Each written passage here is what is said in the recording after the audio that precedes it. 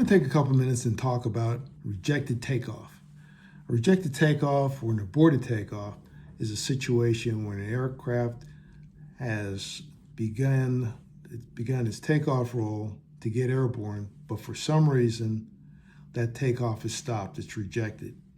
And that you'll experience that as a passenger if after the airplane engines have been revved up and you're going down the runway, all of a sudden you stop. You stop where the airplane is brought to a stop.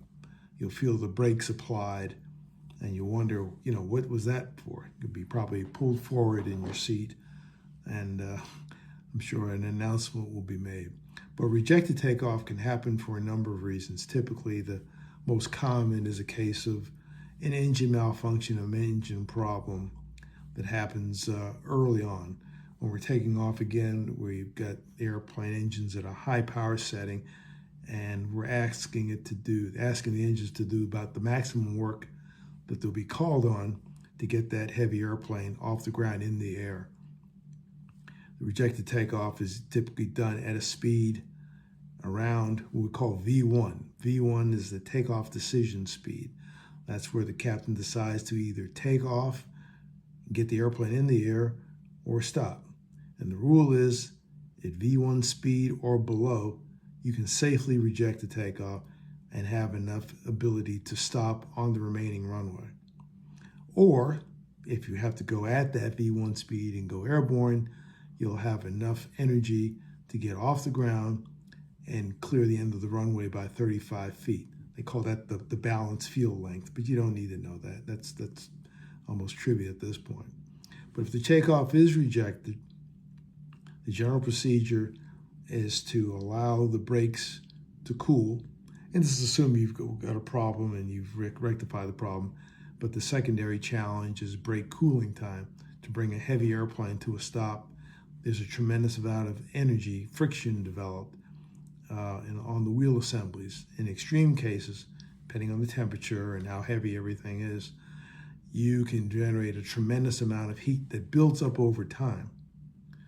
And if the rejected takeoff occurred at a low speed, probably won't take that much time. The higher the speed, the more time it'll take. More energy has to be expended to bring the plane to a stop from the higher speeds.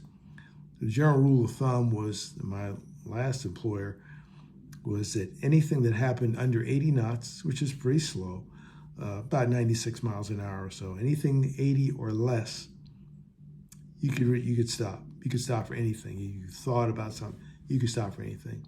Anything over 80 knots, it had to really be something serious, such as an engine fire, an engine failure, or something where you thought the airplane would not fly.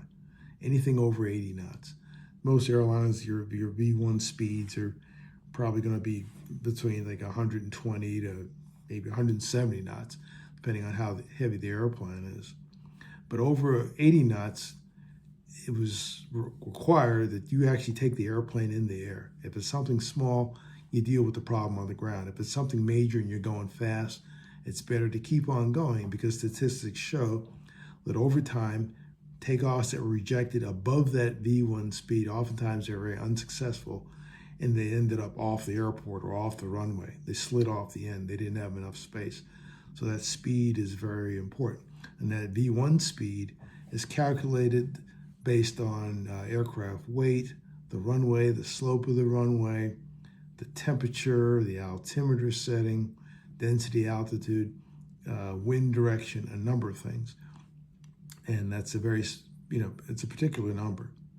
So if you experience a rejected takeoff, it's not a big deal, nothing you have to do as a passenger.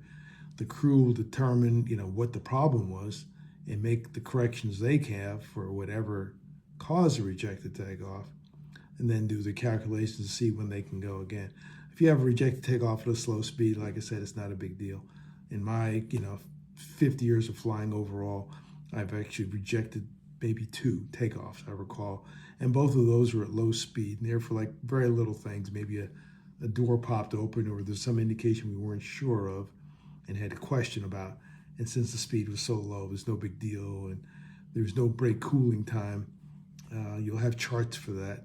But if you have something serious, you may have a long cooling time while that energy dissipates, where the fire crew or whoever will make sure that the brakes are cooled down sufficiently, and everything is safe. So it's all about safety.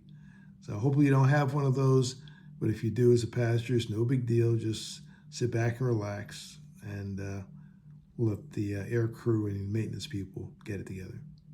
That's all for today. Thanks.